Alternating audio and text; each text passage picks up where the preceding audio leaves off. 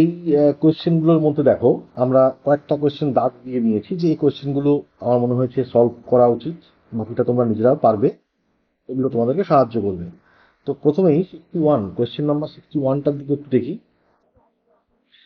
বলছে a dot b equal to zero এবং a dot c equal to zero. Okay, a vector dot b vector equal to zero and a vector dot c vector equal to zero. তবে এর সমান্তরাল হবে, এর সমান্তরাল হবে। তো দেখো তাহলে এই দুটো যে লিখলাম সেখান থেকে আমরা কি বুঝতে পারছি, এ ভেক্টর বি এর ওপর লম্ব এবং এ ভেক্টর সি ভেক্টরের ওপর লম্ব। তাহলে যদি আমরা বি ক্রস সি করি তাহলে একটি ভেক্টর পাবো, ধরা যাক সেই ভেক্টরটা ডি, যেটা অবশ্যই বি এর সাথেও লম্ব হবে এবং ডি এর সাথেও সি এর সাথেও লম্ব হবে। ওকে, তো বোঝাই যাচ্ছে যে বি ক্রস সি আর এই মানে ভেক্টর ডি এরা পরস্পর সমান্তরাল হবে, অর্থাৎ এ ভেক্টর সমান্তরাল ডি ভেক্টর হবে। আর তার জন্য আমরা এখানে যে অপশনটা পাবো সেটা হচ্ছে অপশন ডি। পরের কোয়েশ্চেনটা দেখি। পরের কোয়েশ্চেন হচ্ছে পি ভেক্টর টি পি প্লাস কিউ এবং পি মাইনাস কিউ এর ক্রস গুণনের মধ্যেকার কোণ হলো। আচ্ছা, তো ধরে নেওয়া যাক এটা পি ভেক্টর, এটা কিউ ভেক্টর, এটা তলে আছে, আমরা মনে করলাম কোন একটি তলে পি ভেক্টর এবং কিউ ভেক্টর আছে। অতএব পি প্লাস কিউ হবে, এই কর্ণ বরাবর ভেক্টরটি হবে পি প্লাস কিউ, এবং পি মাইনাস কিউ হবে, বুঝতে পারছি এটা মাইনাস কিউ, তো পি মাইনাস কিউ হবে এই এদের কর্ণ বরাবর ভেক্টরটি পি মাইনাস কিউ হবে। যারা দুজনেই একই তলে আছে, পি মাইনাস কিউ এবং পি প্লাস কিউ সবাই পি এর তলে আছে, একই তলে আছে, এটা মনে রাখতে হবে। পি প্লাস কিউ এবং পি মাইনাস কিউ এর যদি আমরা মানে ক্রস গুণ করি, তাহলে সেই যে ক্রস গুণের ফলে মনে করা যাক P plus Q cross P minus Q করে আমরা একটি ভেক্টর পেলাম আর। আর ভেক্টরটি অবশ্যই পি প্লাস কিউ এবং পি মাইনাস কিউ এদের দুজনের উপরই লম্ব হবে, কারণ তারা একই তলে আছে। একই সঙ্গে যেহেতু পি প্লাস কিউ এবং পি মাইনাস কিউ পি এর সাথে একই তলে আছে, অতএব আমরা বলতে পারবো যে আর ভেক্টরটির সাথে পি ভেক্টরটির কোণ হবে 90 ডিগ্রি। ওকে, পরের কোশ্চেনটা আমরা একটু দেখি। কোশ্চেন নাম্বার 63, কি বলা হচ্ছে, এ প্লাস বি ও এ মাইনাস বি ভেক্টর দ্বয় পরস্পর লম্ব।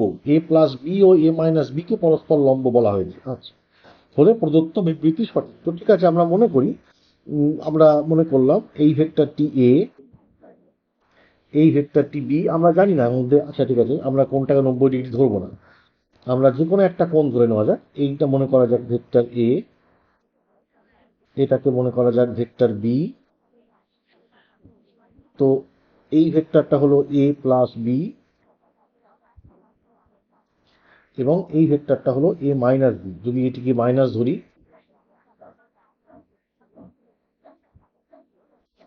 তো এই ভেক্টরটি হলো এ মাইনাস বি,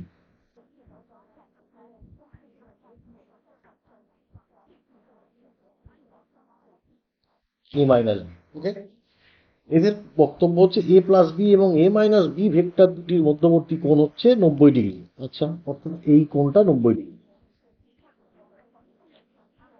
প্রশ্ন কি, প্রশ্ন হলো এবার বিবৃতিগুলির মধ্যে কোনটি সঠিক। তো ঠিক আছে, এ এবং বি ভেক্টরের মধ্যে কোণ আমরা মনে করলাম সেই কোণটির মান হলো theta.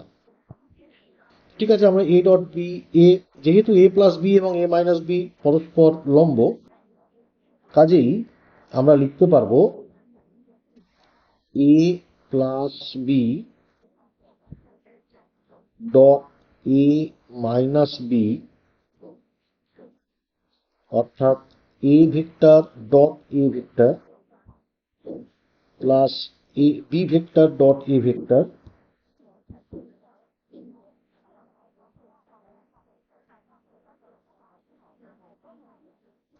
Minus a vector dot b vector minus b vector dot b vector, এবং সেটা ইকুয়াল টু 0 হবে।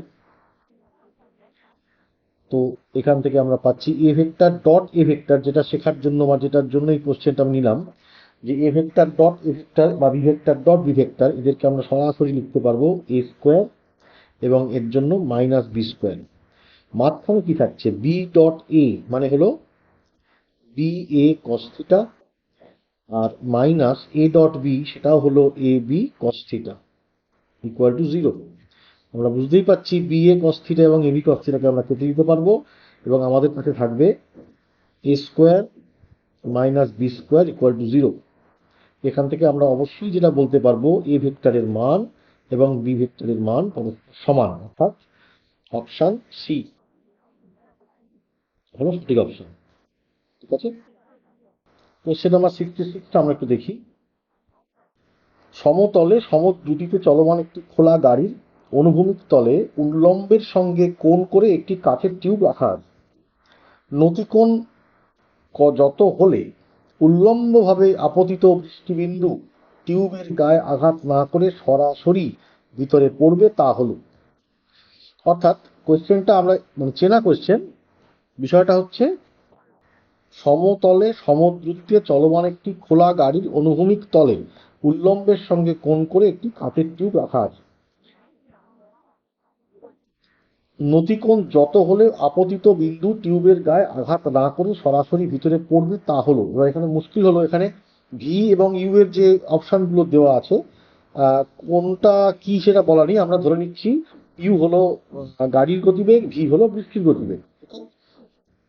অর্থাৎ গাড়ির গতিবেগ হচ্ছে ইউ এবং উল্লম্বভাবে পড়ছে বৃষ্টি, বৃষ্টির গতিবেগ হলো ভি। ঠিক আছে, তো এক্ষেত্রে যে কোণটা হবে, অর্থাৎ বৃষ্টির গতিবেগকে আমরা এটাও ধরতে পারি ভি। তার মানে গাড়ির সাপেক্ষে বৃষ্টির গতিবেগ, গাড়ির সাপেক্ষে বৃষ্টির গতিবেগ কত হবে, মানে বৃষ্টির সাপেক্ষে মানে গাড়ির সাপেক্ষে। তো গাড়ির সাপেক্ষে করার জন্য আমাদের কি করতে হবে, আমাদেরকে মাইনাস ইউ করতে হবে। অতএব গাড়ির সাপেক্ষে বৃষ্টির আপাত গতিবেগ যেটা হবে, সেটা হবে এই এই ডিরেকশনটা, এই ডিরেকশনটা হবে বৃষ্টির আপাত গতিবেগ গাড়ির সাপেক্ষে। অর্থাৎ গাড়ির যে উল্লম্ব বলা হয়েছে, উল্লম্ব হবে টিউব, তো টিউবটাকে কোন অ্যাঙ্গেলে রাখতে হবে, টিউবটাকে এই অ্যাঙ্গেলে রাখতে হবে, উল্লম্বের সাথে থিটা কোণে রাখতে হবে। ওকে, তো আমরা এইটা যদি থিটা কোণ হয় তাহলে নিচেও থিটা কোণ নিতে পারি। তো এই থিটা কোণের মান হবে ট্যান থিটা হবে ইউ বাই ভি। তো থিটা হলো tan inverse U by V. এখানে আমরা ধরে নিয়েছি ইউটা গাড়ির গতিবেগ, ভিটা বৃষ্টির গতিবেগ।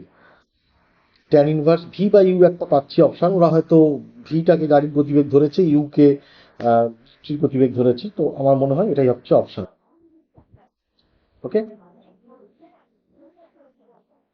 তো আমরা নেক্সট পেজে যাই।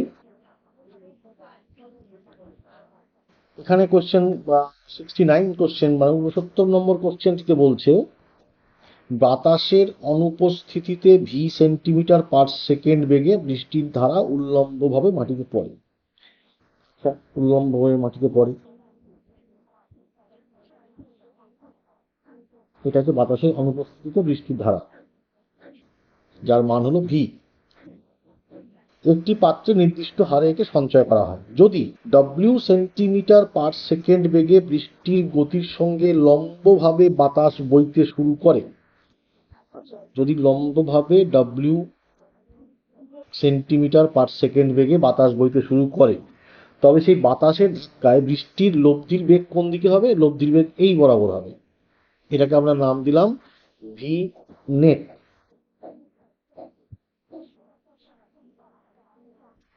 এই দিক বরাবর বৃষ্টির গতিবেগ, নতুন বৃষ্টির গতিবেগ এই দিক বরাবর হবে উল্লম্বের সঙ্গে থিটা কোণে, কারণ বাতাসটাকে ঠেলছে। এই অবস্থায় পাত্রে বৃষ্টির জল সঞ্চয়ের হার, তো প্রথমে দেখো এটা বুঝতেই পারছি যে পাত্রে বৃষ্টির জল সঞ্চয়ের হারকে যদি আমরা আর বলে নিই, জল সঞ্চয়ের হারকে যদি আমরা আর বলি, আর প্রপোর্শনাল টু হওয়া উচিত ভি প্রাথমিকভাবে। এবার এখন কি হবে, এই দিক বরাবর যে বৃষ্টিটা পড়বে ভি নেট কস থিটা এটা পড়বে, কারণ পাত্রটা তো অনুভূমিকই রাখা, উল্লম্বই রাখা আছে।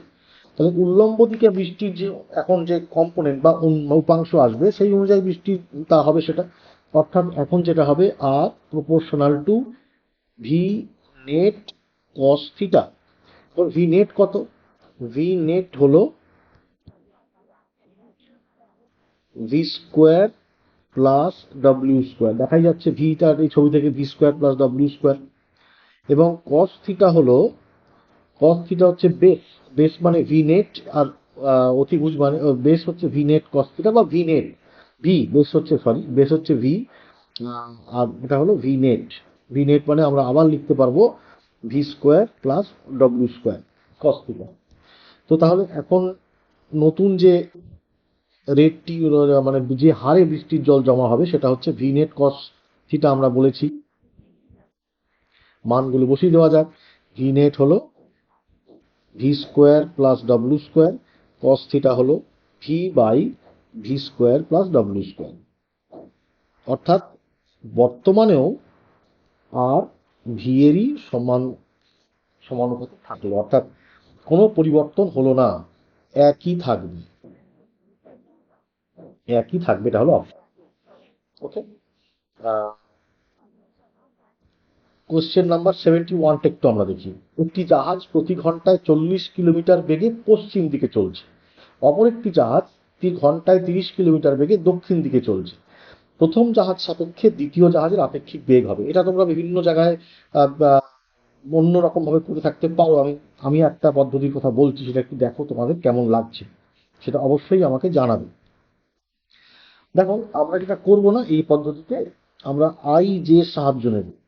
অর্থাৎ উত্তর দিক হচ্ছে জে, দক্ষিণ দিক মাইনাস জে, পূর্ব দিক আই এবং পশ্চিম দিক মাইনাস আই। এইভাবে আমরা দিকগুলোকে লিখে দিলাম, নর্থ, সাউথ, ইস্ট, ওয়েস্ট। ওকে, প্রথমে বলেছে কি, একটি জাহাজ প্রতি ঘন্টায় 40 কিলোমিটার বেগে পশ্চিম দিকে চলেছে।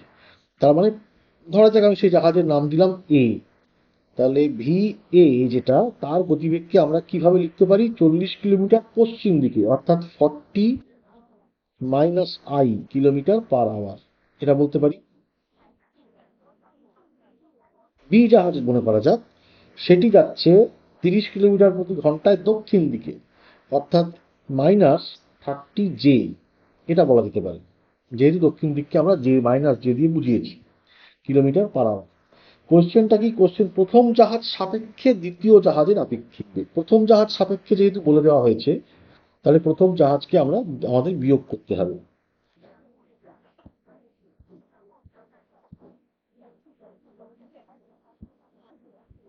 এ, অর্থাৎ -30 জে মাইনাস অফ -40 আই, তো সেটা কি দাঁড়ালো, -30 জে প্লাস 10 আই।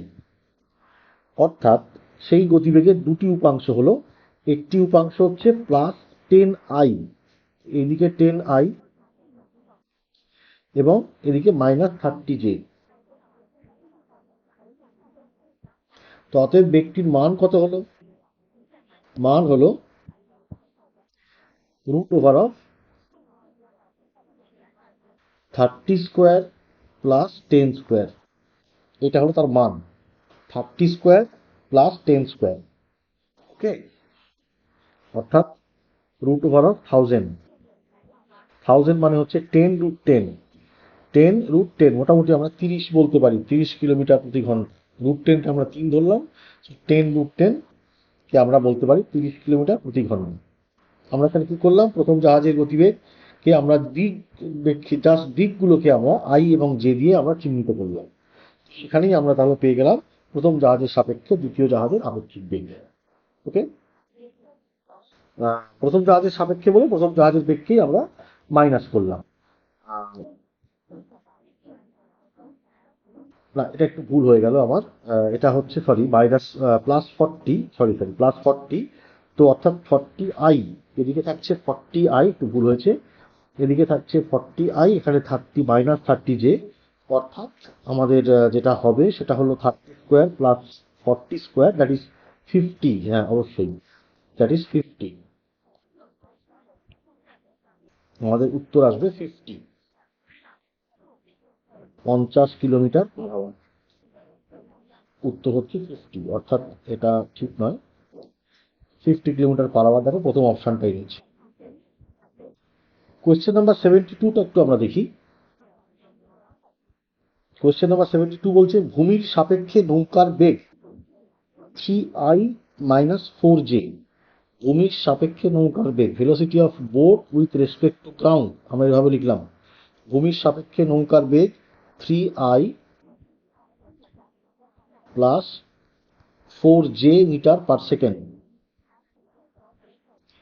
এবং ভূমির সাপেক্ষে নদীর জলের বেগ, velocity of river with respect to ground, সেটা হলো -3i - 4j মিটার/সেকেন্ড। কোয়েশ্চেনটা কি, নদীর জলের সাপেক্ষে নৌকাটির আপেক্ষিক বেগ, অর্থাৎ নদীর জলের সাপেক্ষে নৌকার বেগ, নৌকার বেগ নদীর জল, velocity of boat with respect to river, এটাকে আমরা কি বলতে পারি, velocity of boat with respect to ground minus velocity of boat with respect to river, sorry, velocity of river with respect to ground. ঠিক আছে?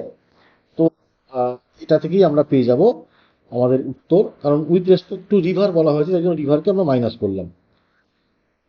মানগুলো বসিয়ে দিই আমরা, 3i + 4j minus of -3i - 4j। তো 3i + 4j + 3i + 4j, অর্থাৎ 6i + 8j। এটা হলো নৌকার বেগ নদীর সাপেক্ষে, নদীর সাপেক্ষে 6i + 8j, অর্থাৎ এখানে আমাদের উত্তর হলো 6i + 8j। একইভাবে আমরা পরের প্রশ্নটা একটু দেখে নিই। 73তে কি বলা হচ্ছে, 40 কিলোমিটার/আওয়ার বেগে গতিশীল একটি জাহাজ এম পূর্ব দিক বরাবর গতিশীল। আমরা আবার ওই একইভাবে i জে -j -i করে নিলাম, যেগুলোকে আমরা দিকটাকে কি চিহ্নিত করছি, পূর্ব, পশ্চিম, উত্তর, দক্ষিণ। এবার দেখা যাক কি বক্তব্য আছে, সেটাকে আমরা লিখব। 40 কিলোমিটার বেগে একটি জাহাজ পূর্ব দিকে গতিশীল, তো ভেলোসিটি অফ এম আমরা লিখব 40i ক্যাপ। অপর একটি জাহাজ 30 কিলোমিটার/ঘন্টা বেগে উত্তর দিকে গতিশীল, অর্থাৎ ভিএন, তাকে আমরা লিখব 30 কিলোমিটার গতি বেগে উত্তর দিকে গতিশীল। এন এর সাপেক্ষে এম এর গতি, অর্থাৎ V M N, velocity of M with respect to N, তার মানে ভিএম - ভিএন, যেটা লিখলে আমরা অনায়াসেই লিখতে পারবো এক লাইনেই -30j, অর্থাৎ তার গতিবেগটা কোন দিকে আমরা ছবিতে দেখাতে পারবো, 40i -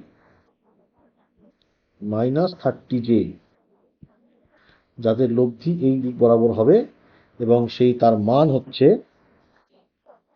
সেই বেগের মান ভিএমএন, তার মান হবে √ওভার 40² + 30², দ্যাট ইজ 50 কিলোমিটার/আওয়ার। এবং তার ডিরেকশন বুঝতেই পারছি আমরা, যে যদি এইদিকে 40i হয়, এই বরাবর 30j হয়, এবং এইটি যদি 50 তার মান হয়, তো ট্যান থিটা আমাদের এখানে দেখতে হবে কি কি আছে, পূর্বের দক্ষিণাংশ, দক্ষিণের পূর্বাংশ, উত্তরের পশ্চিমাংশ, পূর্বের উত্তরাংশ। আচ্ছা, পরিষ্কার দেখা যাচ্ছে উত্তরের পশ্চিমাংশ আর পূর্বের উত্তরাংশ, উত্তরের এখানে কোনো ভূমিকাই নেই, তাহলে এই দুটি অপশন হবে না। এবার দেখতে হবে আমরা, এবং এ এবং বি দুটোতেই 50 কিলোমিটার/আওয়ার অপশনটা দেওয়া আছে, তাহলে দুটো অপশনে যে কোনো একটাই হতে পারে। তো আমরা যদি এই কোণটাকে ধরে কথা বলি, তো ট্যান থিটা হবে কি, এর এদিকের মান কত 30, এটার মান 40। তো ট্যান থিটা সেটা হবে 3/4। যদি দেখি আমরা, তো theta equal two tan inverse 3/4 পূর্বের দক্ষিণাংশ। পূর্বের দক্ষিণাংশ, পূর্ব থেকে দক্ষিণ দিকে, অর্থাৎ পূর্বের দক্ষিণাংশ, পূর্বের দক্ষিণাংশ, অর্থাৎ আমাদের প্রথম যে অপশন সেটি হলো আমাদের উত্তর। তো আইজে দিয়ে ইউজ করলে দেখো কত সহজে, কত ছোট্ট একটা জায়গায় আমরা কোশ্চেনটা করে ফেলতে পারি। পরের কোশ্চেনগুলো একটু দেখি। বলা হচ্ছে বৃষ্টির ধারা 4 কিলোমিটার প্রতি ঘন্টা বেগে খাড়া নিচের দিকে পড়ছে, অর্থাৎ ভার্টিক্যালি ডাউনওয়ার্ড। এক ব্যক্তি অনুভূমিক রাস্তা দিয়ে 3 কিলোমিটার প্রতি ঘন্টা বেগে চলছে। ওই ব্যক্তির সাপেক্ষে বৃষ্টির বেগের মান ও অভিমুখ। আবার আমরা এখানে ওই একই পদ্ধতি যদি অ্যাপ্লাই করি, দেখো কত সহজে কাজটা হয়ে যাবে। আমরা উল্লম্ব দিককে জে ও মাইনাস জে দিয়ে চিহ্নিত করছি। অনুভূমিক এই দিকটাকে, ডান দিক সেটাকে আমরা আই দিয়ে, এবং বাম দিক সেটাকে আমরা মাইনাস আই দিয়ে চিহ্নিত করছি।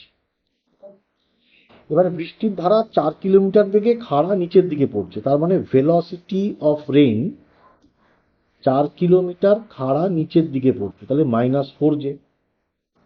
অনুভূমিক রাস্তা দিয়ে ব্যক্তি 3 কিলোমিটার প্রতি ঘন্টায় চলেছেন, অর্থাৎ ভেলোসিটি অফ ম্যান আমরা বলবো 3i ক্যাপ, যে দিকগুলো আমরা নির্দেশ করেছি। ওই ব্যক্তি সাপেক্ষে বৃষ্টির বেগের মান, অর্থাৎ velocity of rain with respect to man, সেটা কি হবে velocity of rain minus velocity of man. Velocity of rain কত, ভেলোসিটি অফ রেইন হলো -4j, এবং minus velocity of man that is -3i। তো এইবার যদি আমরা করি ভেলোসিটি অফ রেইন, তাহলে যে বেগটা আমরা পেলাম অ্যাকচুয়ালি তার দুটি উপাংশ কি হলো, একটা হলো -4j এবং অপরটি হলো -3i। তাদের যে লব্ধি, এটি হলো বৃষ্টির বেগ, এই আর এম। তো তার মান কত, মান তো আমরা পরিষ্কার বুঝতে পারছি যে √4² + 3² করতে পারবো, করলেই আমরা মান পেয়ে যাব। 4² + -3² দ্যাট ইজ 5 কিলোমিটার/আওয়ার। এবার আমরা একটু দেখবো অপশানে যে 5 কিলোমিটার/আওয়ার দিয়ে কি কি আছে। একটি মাত্র অপশানই আমি দেখতে পাচ্ছি 5 কিলোমিটার/আওয়ার, আর কোনো অপশান কিন্তু 5 কিলোমিটার/আওয়ার নেই, অর্থাৎ আমাদের প্রশ্নের কাজ উত্তর এখানেই বেরিয়ে গেছে। আমি শুধু একটু দেখানোর চেষ্টা করছি। এখানে উল্লম্ব রেখার সাথে 36.9 ডিগ্রি কোণ। তো এইটা যদি উল্লম্ব রেখার সাথে কোণ হয় থিটা, তো উল্টো দিকে আমরা এই থিটা কোণ নিতে পারি। তো ট্যান থিটা আমরা কি করে পাবো, এই ত্রিভুজ থেকে আমরা ট্যান থিটা পাবো। এর মান কত 3, এর মান কত 4। তো ট্যান থিটা হলো 3/4। ট্যান থিটা কখন 3/4 হয়, যখন থিটার মান tan inverse 3/4 that is 37 degree, যেটা বছরে 36.9 বলা হচ্ছে। অর্থাৎ আমরা একটা কথা বারবার বলছি, আগেও বলেছি, এমসিকিউ এর পরীক্ষা যখন দেবো আমরা, যদি এরকম থাকে, আমরা অলওয়েজ অপশানও একবার করে খেয়াল রাখবো। কোয়েশ্চেনটা পড়ে নিলাম, অপশানগুলোর সঙ্গে আমি দেখবো যে আমার যে করা, যে যেমন 5 কিলোমিটার/আওয়ার, এখানে আমাকে আর কিছু করতে হলো না, আমি আর করতে পারো দরকারই পড়বে না, আমি এটা তোমায় দেখালাম। অনুরূপ প্রশ্নটি আছে সেখানেও তোমরা একই রকম ভাবে দেখতে পাবে, সেখানে যা বলা আছে তোমরা এই মেথড ফলো করো, নিশ্চয়ই তোমরা পারবে। 75 নম্বর কোশ্চেনটি একটু দেখি। স্থির জলে নৌকার বেগ 10 মিটার/সেকেন্ড, নদীর স্রোতের বেগ 8 মিটার/সেকেন্ড, নদীর প্রস্থ 60 মিটার।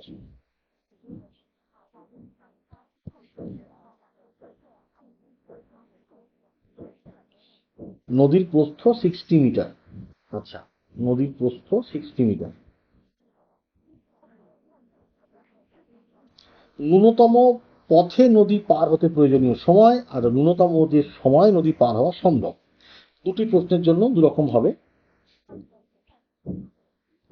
ন্যূনতম পথে নদী পার হওয়া মানে এই পথে নৌকাটি আলটিমেটলি যাবে, এইটা করার প্রয়োজন, তেমন তার জন্য প্রয়োজনীয় সময়। তো আগে আমায় দেখতে হবে যে নৌকাটি কোন দিকে চালনা করলে সে এই পথে যেতে পারে। মনে করা যাক নৌকাটি এই রকম কোন একটি পথে চালনা হচ্ছে, এটা নদীর বেগ, এটা নৌকার বেগ। তো আলটিমেটলি এদের পরে যে লব্ধি হতে হবে সেই লব্ধিটা হবে অনুভূমিক দিকে, অর্থাৎ যদি এই কোণটি থিটা হয় বা এই নদীর সাথে কোণটি থিটা হয় ধরে নিই, তো সেক্ষেত্রে ভি বি এর মান কত? স্থির জলে নৌকার বেগ 10, ভি বি এর মান 10, নদীর প্রস্থ 60 মিটার এবং নদীর স্রোতের বেগ হচ্ছে 8 মিটার পার সেকেন্ড। তো তাহলে এই দিকের যে উপাংশটি হবে তাকেও হতে হবে 8 মিটার পার সেকেন্ড, অর্থাৎ নৌকার বেগের এই নদীর স্রোত বরাবর যে উপাংশ সেই উপাংশটি নদীর স্রোতের সাথে ক্যান্সেল হয়ে যাবে। তো অতএব অবশিষ্ট থাকবে কেবলমাত্র এই লম্ব উপাংশটি, যেটি অবশ্যই 6 মিটার পার সেকেন্ড হবে, কারণ 6 এবং 8কেই থেকে 10 পাওয়া যায়, এগুলো আমাদের একটু মনে রাখতে হবে। তো 6 মিটার পার সেকেন্ড বেগে নৌকাটি সামনের দিকে এগোবে। অতএব তার কত সময় লাগবে? 7 মিটার ভাগ 6 মিটার, অর্থাৎ 10 সেকেন্ড সময় লাগবে। এটা গেল প্রথম প্রশ্ন। তাহলে কি করলাম আমরা? এই নৌকার দিকে যে যে অনুভূমিক উপাংশটি হবে সেই অনুভূমিক উপাংশ সমান সমান নদীর স্রোতের বেগ হতে হবে এবং বিপরীত হতে হবে। তাহলে অনুভূমিক দিকে আলটিমেটলি নৌকার কোনো উপাংশই থাকবে না, নৌকাটি অনুভূমিক দিকে যেতেই পারবে না, সে কেবল এবং কেবলমাত্র উল্লম্ব দিকেই যাবে, অর্থাৎ সোজা পথে যাবে। তাহলে ন্যূনতম পথ হয়ে গেল, এবং এতে সময় কত লাগবে? 10 সেকেন্ড সময় লাগবে, কারণ 6 মিটার বেগে যাচ্ছে। পরেরটি হচ্ছে ন্যূনতম সময় নদী পার হওয়া। ন্যূনতম সময় নদী পার হওয়ার ক্ষেত্রে মনে রাখবে কেবলমাত্র নদীর যে যতটা চওড়া এবং নৌকাটির যে স্থির জলে বেগ সেটা দিয়ে ভাগ করলেই আমরা পেয়ে যাব। অর্থাৎ নৌকাটির যখন ন্যূনতম সময় নদী পার হবে তখন সে কেবলমাত্র স্থির জলে যে গতিবেগ তার আছে সেই গতিবেগেই সে চলা শুরু করবে, এবং আলটিমেটলি সে যেখানেই পৌঁছাক না কেন এই উল্লম্ব গতির তার কোনো পরিবর্তন হবে না, সে ওই সময়ই সে কভার করতে পারবে। যে যদি স্থির জলে সে সোজাসুজি 7 মিটার যেত, এটাই হলো ন্যূনতম সময়। ন্যূনতম সময়ের ক্ষেত্রে কেবলমাত্র নদীর যে চওড়া তাকে নৌকার স্থির জলে গতিবেগ যেটা সেই গতিবেগ দিয়ে ভাগ করে দিলে হয়ে যাবে। তো দুটি পেলাম, দুটো কোশ্চেন করলাম, আমাদের 1 মিনিটও সময় লাগেনি অ্যাকচুয়ালি। এরপরে আমরা পরের কোশ্চেনটা একটু দেখে নেব। Question number 76। কোশ্চেন নাম্বার 76 কি বলছে? স্থির জলে নৌকার বেগ 10 মিটার পার সেকেন্ড এবং নদীতে স্রোতের বেগ 5 মিটার পার সেকেন্ড। নদীর প্রস্থ 480 মিটার এবং নৌকাটি নদীর স্রোতের প্রতিকূলে ট্যান ইনভার্স 4/3 কোণে গতিশীল। নৌকাটি নদী অতিক্রম করবে, যখন যখন অতিক্রম করবে তখন কি কি ঘটবে? স্রোতের দিকে সরণ হবে 240 মিটার, স্রোতের বিপরীত দিকে সরণ হবে 240 মিটার, স্রোতের দিকে বা বিপরীত দিকে কোনো সরণ সম্ভব নয়, নদী অতিক্রম করতে 1 মিনিট সময় প্রয়োজন। এই কোয়েশ্চেনটা আগে এই যখন এরকম বিভিন্ন ধরনের স্টেটমেন্ট দিয়ে দেবে আমাদের আগে সমস্ত পরিস্থিতিকে বুঝে নিতে হবে, তাহলেই আমি এইটা করতে পারবো। যেমন ধরো এখানে আমি বলি, আমরা দেখি কি বলা হয়েছে। নদীর তো হচ্ছে 480 মিটার,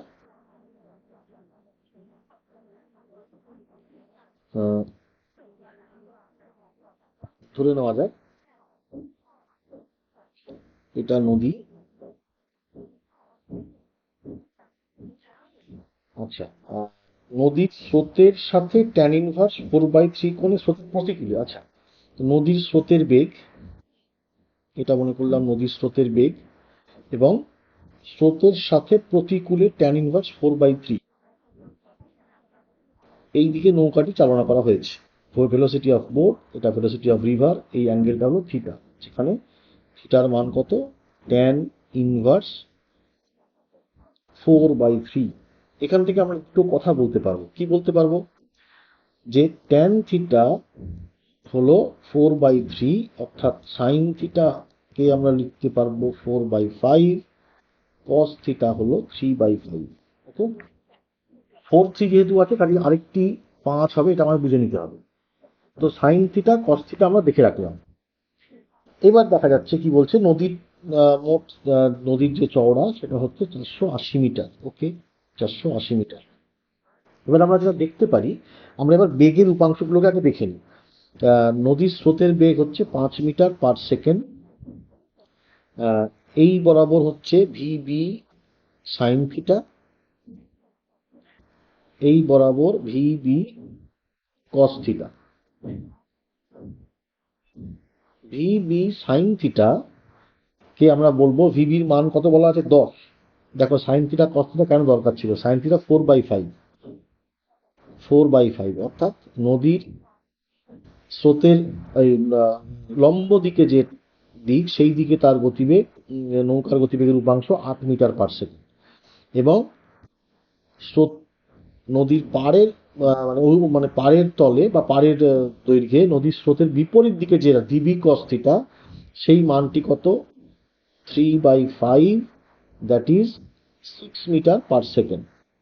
কে অর্থাৎ এই দিকে বেগ 6 মিটার/সেকেন্ড, এই দিকে আমরা দেখছি 5 মিটার/সেকেন্ড, এবং এইদিকে 8 মিটার/সেকেন্ড। ওকে, এই হলো তার তিনটি বেগ। তাহলে লব্ধি বেগ কিরকম হবে? লব্ধি বেগ হচ্ছে লম্ব দিকে 8 মিটার/সেকেন্ড এবং এই বরাবর হচ্ছে 1 মিটার/সেকেন্ড। কেন? কারণ দেখতে পাচ্ছি 5 আর এদিকে 6, তো আলটিমেটলি লব্ধি বেগ এদিকে 1 মিটার হবে। অর্থাৎ নৌকাটি এই বেগ বরাবর যাচ্ছে, যেখানে তার বেগ হলো √over eight square plus 1 square, অর্থাৎ √ওভার 17 মিটার/সেকেন্ড। 17 মিটার/সেকেন্ড। ঠিক আছে, এইবার এখান থেকে আর কি পেতে পারি? আর যেটা পেতে পারি, যে নৌকাটিকে সরাসরি নদী অতিক্রম করতে, নদীর অপর পাড়ে যেতে নৌকাটির কত সময় লাগবে। নদীর অপর পাড়ে যেতে কত সময় লাগবে? দেখো 480 মিটার নদীরই চওড়া, এবং নদীকে পারাপার করার জন্য যে বেগের উপাংশ সেটি হলো 8 মিটার/সেকেন্ড, অর্থাৎ তার জন্য দায়ী কেবলমাত্র 8 মিটার/সেকেন্ড। তো সেটা হলো 60 second, that is 1 minute. 1 minute, অর্থাৎ আমরা সেখানেই পেয়ে গেলাম নদী অতিক্রম করতে 1 মিনিট সময় লাগবে। এবং আর বাকি কোনো অপশানের দিকে আমার দেখার দরকারও নেই, কিন্তু তবু আমরা বলতে পারি এই 1 মিনিটে, জানার জন্য বলছি, 1 মিনিটে নৌকাটি এতটা সরে আসবে। অর্থাৎ তারই সরণকে যদি আমরা এক্স বলি, তাহলে এক্স এর মান হবে √17 মিটার/সেকেন্ড, 1 সেকেন্ডে, এবং সে মোট 60 সেকেন্ড যাত্রা করেছে। তাহলে 60 √17 মিটার সে সরে যাবে, এবং মোটামুটি √17কে 4-এর কিছু বেশি ধরা যেতে পারে। তাহলে অলমোস্ট 240 মিটার বাম দিকে, মানে উল্লম্বের সাথে, সরাসরির সাথে, মানে স্রোতের বিপরীত দিকে ভাবা যেতে পারে। এটাও একটা অপশন হতে পারে, কিন্তু এটা এক্সাক্ট নয়, যেহেতু এক্সাক্টটা আমরা 1 মিটার পেয়ে গেছি। যদি কোনো ক্ষেত্রে থাকে, এটা আমি জাস্ট আলোচনা করলাম, এই বিষয়টা আমরা ভেবে রাখতে পারি। কিভাবে আমরা যদি শিফট কোনো কোশ্চেনে জিজ্ঞাসা করাই যায়, কোনো কোশ্চেনে জিজ্ঞাসা করাও হয়ে থাকে অনেক জায়গায়, যে শিফট কতটা দূরে গিয়ে সে অপর পারে যাবে, তো সেটা আমরা কি করে করব? এইভাবে টাইমটার সঙ্গে আর তার অনুভূমিক যে উপাংশ সেটাকে গুণ করে দেবো, তাহলেই হয়ে যাবে। নেক্সট কোশ্চেনগুলো একটু দেখি। কোশ্চেন নাম্বার 77 দেখো, কোনো বস্তু কণার অবস্থান ভেক্টর দেওয়া আছে। কোনো বস্তু কণার অবস্থান ভেক্টর আমাদের কাছে দেওয়া আছে। 10 সেকেন্ড সময়কালে বস্তু কণাটি যে দূরত্ব অতিক্রম করে তা হলো। তো বস্তু কণার অবস্থান ভেক্টর আর, তার মান কত? 3t² i cap plus 4t² j cap plus 7k cap. তো দূরত্ব অতিক্রম করে 10 সেকেন্ড সময় কণাটি যে দূরত্ব অতিক্রম করে তা হলো। তো 10 সেকেন্ড সময়ে বোঝাই যাচ্ছে যে 10 সেকেন্ড সময় পরে, মানে কণাটির x component 3t² i cap, y component 4t² j cap, এবং z কম্পোনেন্ট অবস্থানের, সেটি টি এর উপর নির্ভর করে না, সেটি 7k ক্যাপ। তো 10 সেকেন্ড পরে আর আর এর অবস্থান কি হবে? আর এক্স কি হবে 10 সেকেন্ড পরে? মানে 300 i ক্যাপ 10 সেকেন্ড পরে ওয়াই কম্পোনেন্ট যেটি অবস্থানের ওয়াই কম্পোনেন্ট, তার অবস্থান কি হবে 400 জে ক্যাপ। এবং 10 সেকেন্ড পরে আর জেড সেটি একই থাকবে 7 কে ক্যাপ। এইটি হলো 10 সেকেন্ড পরে কণাটির অবস্থানের বিভিন্ন কম্পোনেন্ট। ঠিক আছে, তো অতএব তার মান আমাদের নির্ণয় করতে হবে। তো আর ভেক্টর যেটা হবে সেটা হলো 300 square plus 400 square plus 7 square, that is 25 plus 49। তো আমরা 49কে মোটামুটি এই 25 প্রায় 2,50,000-এর কাছে আমরা 49কে নেগলেক্ট করতেই পারি। তো যেটা আলটিমেটলি আমরা পাবো সেটা হলো 500 মিটার, তার মান হলো 500 মিটার। আমরা পরের কোশ্চেনটা দেখি 78। 78 একটি কণার অবস্থান ভেক্টর বলছে, 78 কোশ্চেন নাম্বার, একটি কণার অবস্থান vector R equals to 3t I cap plus 2t square j cap plus 5k cap. অতএব বেগ হবে dr dt, that is 3i cap plus 4tj cap plus 0, কারণ ওটা টি এর উপর নির্ভর করে না। 10 সেকেন্ড 3 ইকুয়াল টু 3 সেকেন্ড সময়, এখন আমরা অতএব ভি 3 সেকেন্ড সময় যেটা পাবো 3i cap plus 12j cap, টি এর মান 3 বসিয়ে আমরা পাচ্ছি 3i cap plus 12j cap, 3i cap plus 12j cap. দেখো প্রথম অপশনটাই রয়েছে। পরের কোশ্চেনটা একটু দেখি আমরা 79। এক্স ওয়াই তলে একটি কণার অবস্থান ভেক্টর দেওয়া হয়েছে r vector equals to t square minus 1i cap plus 2t j cap. কণাটির গতিবেগের সঞ্চার পথ কেমন হবে? এই গতিবেগের সঞ্চার পথের কথা যখনই আসবে, অর্থাৎ আমরা ওয়াই এবং এক্স কে আলাদা করে দেখতে হবে। তো ওয়াই কি আছে? ওয়াই হচ্ছে 2t এবং এক্স কি আছে? টি স্কোয়ার মাইনাস 1। এখান থেকে আমরা পেতে পারি ওয়াই বাই 2 ইকুয়াল টু টি। এখানে সেই মানটি বসিয়ে দিই, ওয়াই স্কোয়ার বাই 4 মাইনাস 1, অর্থাৎ এক্স এর মান হচ্ছে ওয়াই স্কোয়ার বাই 4 মাইনাস 1। অবশ্যই এটি একটি অধিবৃত্তাকার সমীকরণ, একটা এক্স এবং ওয়াই এর মধ্যে একজন স্কোয়ার হয়ে গেলেই সেটা আমরা অধিবৃত্তাকার বলতে পারি।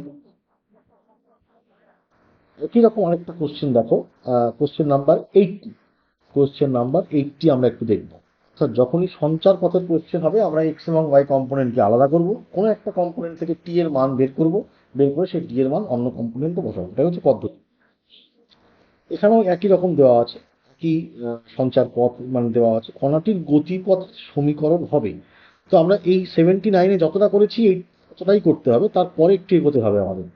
X equals to Y square by 4 minus 1, অতএব 4x ইকুয়ালস টু কি হবে? Y square minus 4।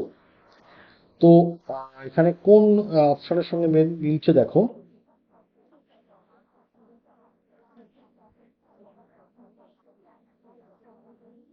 এখানে যদি আমরা 4কে বাম দিকে নিয়ে আসি, ডান দিকে ওয়াই স্কোয়ার মাইনাস 4x থাকে, অর্থাৎ সমীকরণটি হলো Y square minus 4x equals to 4।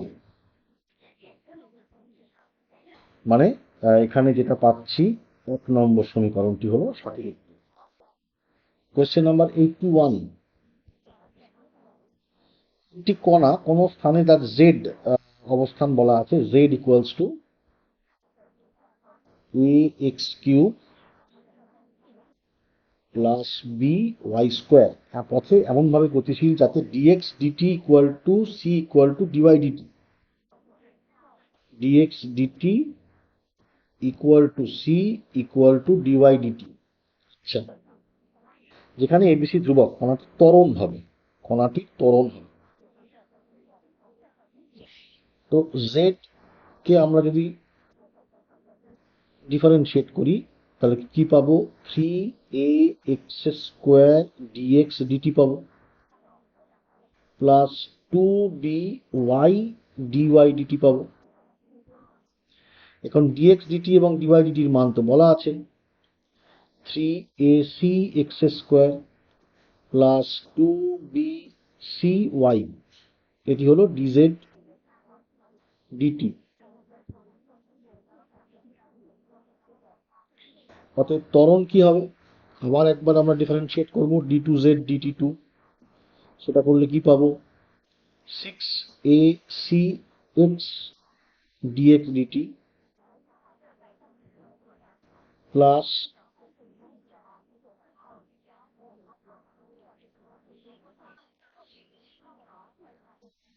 2bc dy dt। dx dt এর মান এবং dy dt এর মান আরেকবার বসাই, 6ac² x হয়ে যাবে প্লাস 2bc² হয়ে যাবে।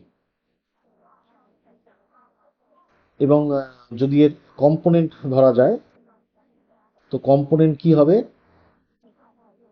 যেহেতু z এর দিকে আছে অর্থাৎ সবটাই k হবে, অর্থাৎ 6ac² x 2bc²। দেখো 1 নম্বর সমীকরণটি, 1 নম্বর অপশনটি হলো এই কণার ত্বরণ।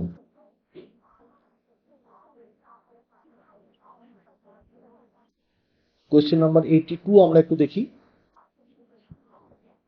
একটি বস্তু t সময় x ও y অক্ষ বরাবর স্থানাঙ্ক যথাক্রমে x equals to 7t plus 4t², y equals to 5t, যেখানে x এবং y মিটার এককে এবং t সময় এককে আছে। t ইকুয়াল টু 5 সেকেন্ড সময় কণাটি ত্বরণ হবে। তো আগে আমরা ত্বরণ x এবং y কম্পোনেন্ট আমরা বের করার চেষ্টা করি। dx dt করে আমরা কি পাবো, 7 প্লাস 8t এবং dy dt করে আমরা পাবো 5। আবার যদি d2x dt2 করি, যাকে আমরা বলবো ত্বরণের x কম্পোনেন্ট বা x উপাংশ, সেটি করে পাবো 8। এবং d2y dt2 যদি করি, যাকে আমরা বলবো ত্বরণের y কম্পোনেন্ট বা উপাংশ, সেটা হলো 0। অর্থাৎ ত্বরণের মান ত্বরণের ক্ষেত্রে কেবলমাত্র x অক্ষই থাকছে, অর্থাৎ আমরা লিখতে পারি a equals to 8i cap. Question number 83টা আমরা একটু দেখি। একটি কণার গতির সমীকরণ দেওয়া আছে, অর্থাৎ কণার গতিটা কেমন লেখা আছে, v equals to k y i, k একটি ধ্রুবক, প্লাস এক্স জে, অর্থাৎ ওয়াই ভি এক্স সেটা হবে কে ওয়াই এবং ভি ওয়াই সেটি হবে কে এক্স। ঠিক আছে, প্রদত্ত কণাটির গতিপথের সমীকরণ হলে, গতিপথের সমীকরণ করতে গেলে আমাদের এক্স এবং ওয়াই কে প্রয়োজন। ভি এক্স কে যদি আমরা, তাহলে এক্স পাবো কি করে, যদি আমরা ভি এক্স কে ইন্টিগ্রেট করি টি এর রেসপেক্টে, তো সেটা আমরা কি পাবো, কে ওয়াই ডিটি ইন্টিগ্রেশন, অর্থাৎ কে ওয়াই টি। ওয়াই এর মান কি পাবো, ওয়াই এর মান হবে ভি ওয়াই ডিটি, অর্থাৎ কে এক্স ডিটি, অর্থাৎ k x t. X equals to k y t এবং y equal to k x t. এখান থেকে আমরা যদি এক্স এর টি এর মান ক্যালকুলেট করি, এক্স বাই কে ওয়াই সেটি হলো টি, এবং সেটাকে যদি দ্বিতীয় সমীকরণে বসানোর চেষ্টা করি, কে এক্স টি এর মান x by k y, k cancel করে যাবে, x square by y square, অর্থাৎ y square equal to x square plus c, এইটা হবে সমীকরণ, y square equal to x square plus c. এইটা হবে সমীকরণ। ঠিক আছে, আমরা পরের কোশ্চেনে যাই। এখানে দেখা যাচ্ছে টি সময় একটি বস্তু কণার অবস্থান 4t² + 3t² + 2k। ত্বরণের মান হবে, ত্বরণ পেতে গেলে আমাদেরকে আর কে দুবার ডিফারেন্সিয়েট করতে হবে। 4t² i + 3t² j + 2k। দেখো, তাহলে আমরা যদি একবার ডিফারেন্সিয়েট করি dr/dt, অর্থাৎ বেগ ভেলোসিটি আমরা পাবো, that is 8ti + 6tj + 0।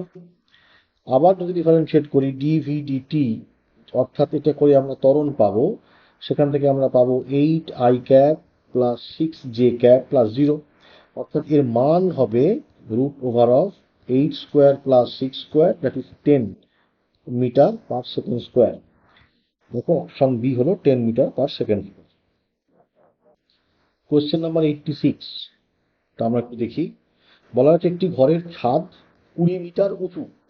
40 metre প্রাথমিক বেগে ছোড়া একটি বল ঘরের ছাদকে স্পর্শ না করে সর্বাধিক যত অনুভূমিক দূরত্ব অতিক্রম করতে পারবে।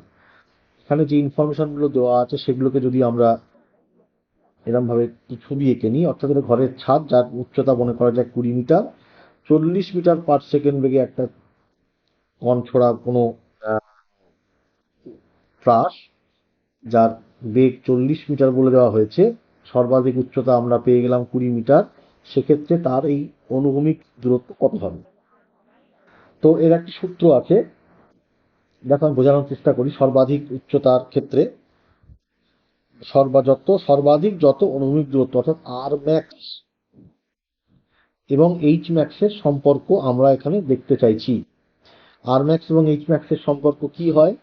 এইচ ম্যাক্স সবসময় হবে আর ম্যাক্স বাই 4, অর্থাৎ আর ম্যাক্স হবে 4 ইন্টু এইচ ম্যাক্স, অর্থাৎ 4 ইন্টু 20, দ্যাট ইজ 80 মিটার। সর্বোচ্চ 80 মিটার দূরত্ব অতিক্রম করতে পারবে, ইউ যাই হোক না কেন। ঠিক আছে,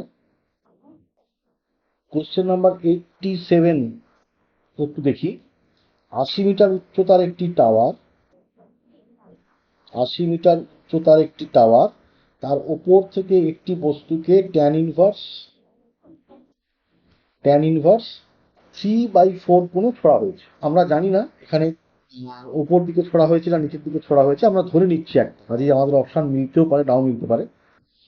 তো এখানে এবার যেটা অনেকগুলি অপশন দেওয়া আছে, 60 মিটার/সেকেন্ড বেগে ভূমিতে আঘাত করবে, 3 সেকেন্ড উপরে উঠবে, 5 সেকেন্ড নিচে নামবে, ভূমি থেকে সর্বোচ্চ যে উচ্চতায় উঠবে সেটি হলো 120 মিটার, এবং বস্তুটির সর্বোচ্চ উচ্চতায় বেগ হবে 0। সর্বোচ্চতায় বেগ 0 হবে না, কেন হবে না? কারণ তার একটা অনুভূমিক উপাংশ থাকবে, অর্থাৎ প্রথমে এই অপশনটি বাদ দেন। আমরা সময় নিয়ে একটু দেখি, কথা বলি। ভূমি থেকে সর্বোচ্চ যে উচ্চতায় উঠবে তা হলো, সেটা একটু দেখে নেওয়া যাক। ভূমি থেকে সর্বোচ্চ যে উচ্চতায় উঠবে, আচ্ছা, তার জন্য যেটা করতে হবে, কোণের মান বলা আছে ট্যান ইনভার্স 3/4। ট্যান ইনভার্স 3/4 বলা মানে ট্যান থিটা ইকুয়ালস টু 3/4। এখান থেকে আমরা দুটো জিনিস সরাসরি পেয়ে যাব। সাইন থিটা হলো 3/5, কস থিটা হলো 4/5, এটা আমরা সরাসরি পাচ্ছি। ওর উল্লম্ব উপাংশ কত হবে? ইউ ভার্টিক্যাল আর ইউ হরাইজন্টাল। উল্লম্ব উপাংশ হবে 50 সাইন থিটা। তাহলে সাইন থিটা 3/5, অর্থাৎ সেটা করে আমরা পাবো 30 মিটার/সেকেন্ড। তো দেখে নেওয়া যাক সর্বোচ্চ কতটা উল্লম্ব উচ্চতায় সে উঠবে। এইচ তার জন্য হবে হচ্ছে U square sine square theta by 2g। U sine theta আমরা পেয়ে গেলাম 30, অর্থাৎ 900/2g, 2g হলো 20, 900/20 করলে আমরা পাচ্ছি 45। কণাটি অটোমেটিক আগেই 80 মিটার উচ্চতায় ছিল, অর্থাৎ সে ভূমি থেকে সর্বোচ্চ 120 মিটার উচ্চতায় সে উঠছে, 125 মিটার উচ্চতায় সে উঠছে। অর্থাৎ এই তৃতীয় যে অপশনটি সি সেটিও হচ্ছে না। 80 প্লাস বুঝতে পারছো তোমরা, 80 প্লাস 45 মোট 125 মিটার উচ্চতায় সে উঠছে। মোট তার উচ্চতা হলো 125 মিটার। এই উচ্চতাটা 125 মিটার। এটা কখনোই 120 নয়। তারপরে থাকলো কণাটি 3 সেকেন্ড বস্তুটি ওপরে উঠতে থাকে এবং শেষে 5 সেকেন্ড নিচে নামতে থাকে। সেটা একটু দেখে নেওয়া যাক। অপশন ডি টা দেখে, অপশন বি টা একটু দেখি। অপশন বি দেখা যাক। অপশন বিতে বলা আছে ওপরে উঠতে 3 সেকেন্ড সময় নেয়। তো ওপরে ওঠার জন্য যে ফর্মুলা সেটি হলো U sine theta by G. U sine theta by G. U sine theta আমরা কত দেখলাম, 30 metre per second, G 10, that is 3 second. অর্থাৎ এই অপশনটি হলো সঠিক উপরে, কারণ বাকিটাও নিশ্চয়ই সঠিকই হবে। এই ধরে আমাদের এগোতে হবে। অনেক সময় অনেক কোশ্চেন এমন থাকে যেখানে যার অপশনগুলো সবকটা বিচার করতে গেলে অনেকটা সময় লাগবে। আমাদের মূল উদ্দেশ্য হচ্ছে সময় বাঁচানো। আমরা এইভাবে 87 কোশ্চেন নাম্বার 87কে আমরা সলভ করতে পারি। তো আমরা আরেকটা ভিডিও হয়তো করতে হবে। আরো বেশ কিছু প্রশ্ন আছে, কোশ্চেনগুলি খুবই ইন্টারেস্টিং। এখনো পর্যন্ত যতগুলি করা হলো তোমরা সবকটা প্র্যাকটিস করো, দেখো। এই চ্যাপ্টার থেকে এতটাই ভালো প্র্যাকটিস হয়ে যাবে, আমাদের স্কুলের পরীক্ষা বা আমাদের সেমিস্টার ভালো হবেই। আমাদের যারা যারা কম্পিটিটিভ পরীক্ষা দেবে তাদের জন্যও কিন্তু কনসেপ্ট অনেকটা ক্লিয়ার হবে। অনেক অনেক জায়গাতেই এই ধরনের প্রশ্ন আসে, সেটা ক্ষেত্রেও আমাদের আমরা অর্ধেক রাস্তা এগিয়েই থাকলাম। ওকে, অল দ্য বেস্ট, ভালো থেকো, সুস্থ থেকো।